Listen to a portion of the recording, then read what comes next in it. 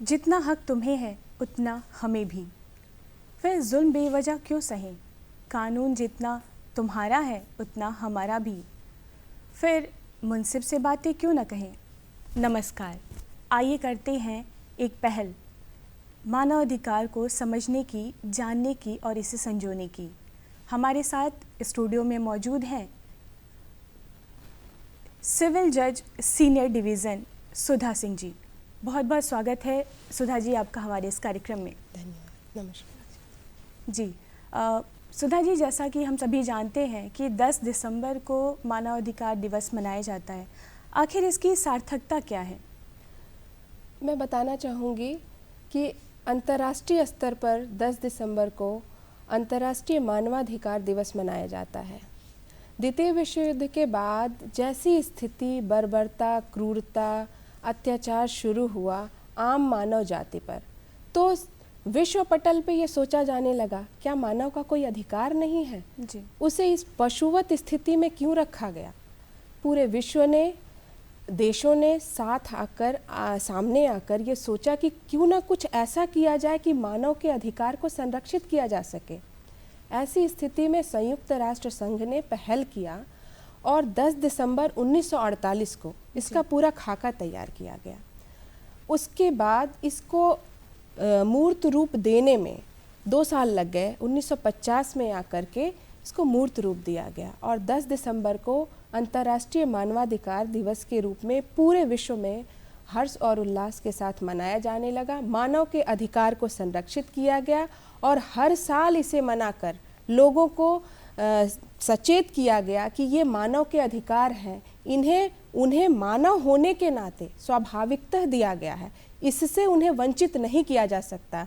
उसे दांडिक प्रावधान बनाए गए। जैसे हमारे यहाँ भारतीय संविधान में भारतीय नागरिक होने के नाते कुछ मूल अधिकार हैं और कुछ व्यक्ति होने के नाते अधिकार दिए गए हैं। इसको संरक्षित करने का मुख्य उद्देश्य यही था, क्योंकि मानव भूल गया था कि मानव के साथ ही अत्याचार वो कर रहा है और मानव को मानव होने के नाते स्वाभाविकता ऊपर से प्राकृतिक रूप से हमें वो अधिकार मिला हुआ है।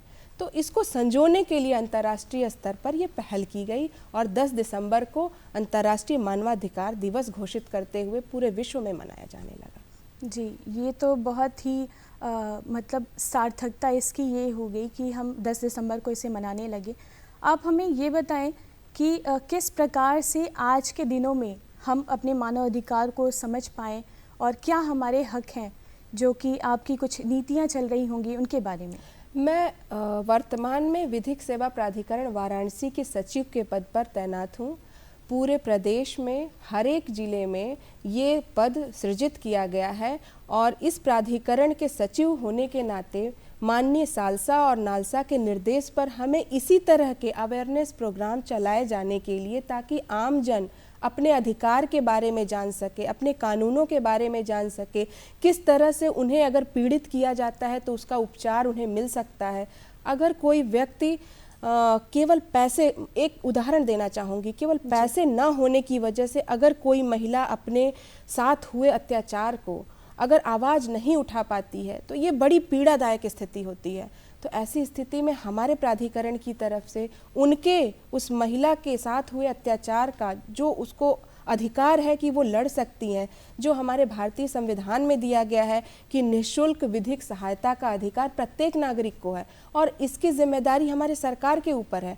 तो उसी क्रम में हमें ये कहा गया है, निर्देश दिया गया है कि हम ऐसे लोगों को ढूंढें, उन्हें उनके अधिकारों के बारे में सचेत करें और निःशुल्क विधिक सहायता के लिए उन्हें फ्री ऑफ कास्ट हम वकील, अधिवक्ता उपलब्ध कराते हैं, ताकि वो अपनी लड़ाई, अपने अधिकार की लड़ाई लड़ सकें। तो कहीं ना कहीं ये उस मुहिम की शुरुआत जो की गई थी 1948 में अंतर्राष्ट्रीय पटल पर, उसके क्रम में ही आज का ये जो है कि हम उनके लिए सहायता के लिए आगे आ रहे हैं।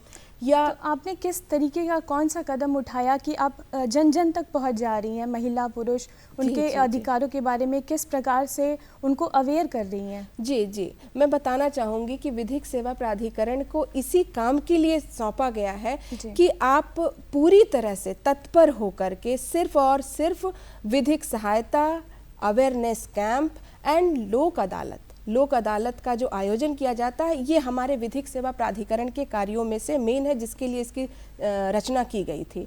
और विधिक सहायता हम किस तरह से महिलाओं की कर सकते हैं, बच्चों की कर सकते हैं, अपंग लोगों की कर सकते हैं, वृद्ध जन की कर सकते हैं, विधवा महिलाओं की कर सकते हैं।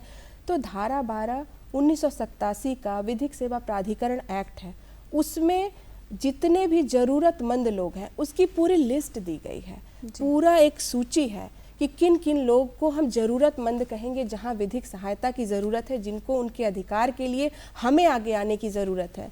हम जेलों में जाते हैं, वृद्धाश्रम में जाते हैं, बच्चों के कैंप्स लगाते हैं, या अस्पताल में जहां नीडी लोग हैं उनको हमारी आवश्यकता है, हम वहाँ आगे आते हैं। तो माननीय सालसा की तरफ से ये हमें निर्देश हर साल के लिए, इनफैक्ट हर महीने के लिए टारगेट दिया जाता है, जिसमें इस माह में मानवाधिकार दिवस का जो आप कह रही हैं सार्थकता, वो इस तरह से आती है सामने कि हम इसके लिए अवेयरनेस कैंप लगाए, लोगों को जागरूक किए। उसके लिए माध्यम आपका दूरदर्शन हो सकता है, टीवी हो सकती है और रेडियो हो सकता है। इन सब से हमने प्रयास किया कि आमजन अपने अधिकार को जान सके, अपने साथ हुए जुल्म को समझ सके, उसके विरुद्ध आवाज़ उठा सके। अगर वो आवाज़ उठाने की स्थिति में नहीं है तो विधिक सेवा प्राधिकरण उसके लिए आगे आएगा, उनकी पूरी सहायता करेगा। जैसे अधिकारों की बात आपने की, तो हम जानना चाहेंगे कि किस किस प्रकार के अधिकार हैं जो आम जनता को जानने चाहिए। अब अगर संविधान की बात करेंगे तो मानव के मानव होने के नाते उसको गरिमापूर्ण तरीके से जीने का अधिकार है।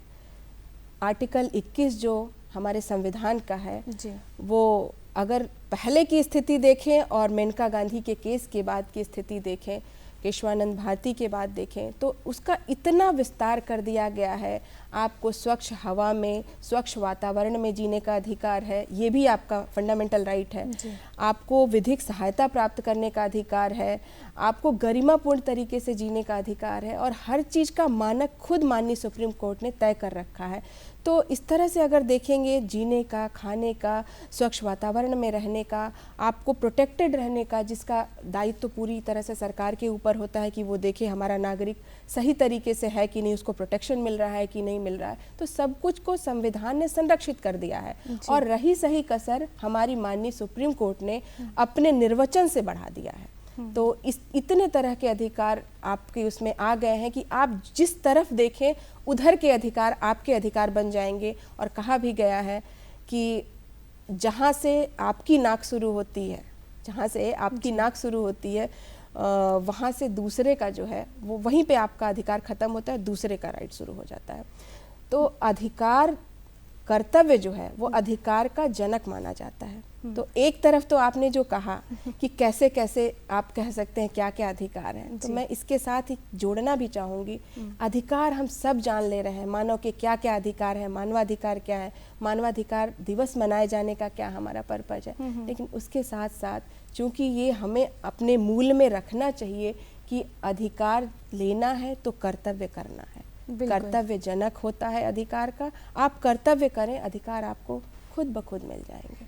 कर्तव्य करते हुए अधिकार मिल तो जाएगा, लेकिन अगर हम बात करें जाति की, लिंग भेद की, तो हर इंसान इतना मतलब मुनासिब नहीं होता है कि वो पहुंच पाए आप तक। तो क्या है कि अब वो अपने कदम आप तक पहुंचा पाए, अपनी समस्याओं को आप तक रख पाए, वो किस प्रकार से आप तक पहुंचे?